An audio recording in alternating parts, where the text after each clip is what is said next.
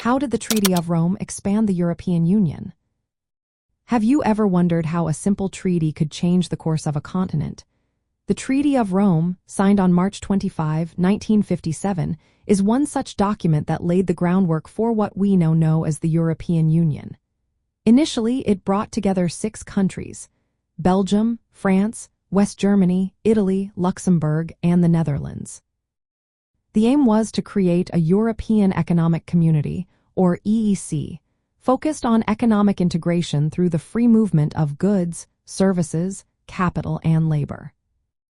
One of the most important outcomes of the Treaty of Rome was the establishment of a common market. This meant that member states could trade without internal tariffs or customs checks. By removing these barriers, countries could exchange goods more freely and efficiently.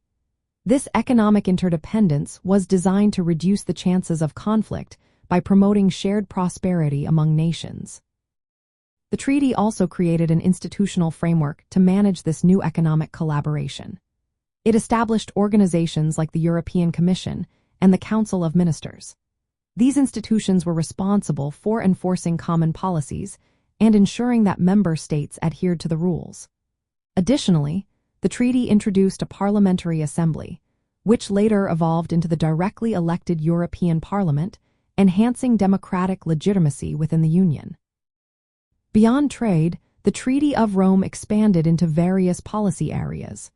It introduced common policies in agriculture, transport, and social funds. This broadening of cooperation among member states laid the foundation for deeper integration in both economic and social matters. While the original agreement involved just 6 countries, its principles paved the way for future enlargements. Over the decades, many more nations joined, including those that were once part of the Soviet bloc after the Cold War. This transformation turned the EEC into the European Community and eventually the European Union. The Treaty of Rome did not remain just static. It evolved over time. Notable amendments came with the Maastricht Treaty in 1992 and the Lisbon Treaty in 2009. These changes reflected a shift from purely economic cooperation to a broader political and economic union, which included foreign policy, security, and justice. From a historical standpoint, the Treaty of Rome represented a decisive effort by European nations to move beyond the devastation of World War II and the divisions of the Cold War. By binding their futures together economically and politically, these countries aimed to create a new order in Europe. This treaty not only expanded the European Union in terms of membership and policy scope but also redefined how countries could cooperate. The establishment of a common market and supportive institutions allowed the European Union to emerge as a significant global economic and political actor.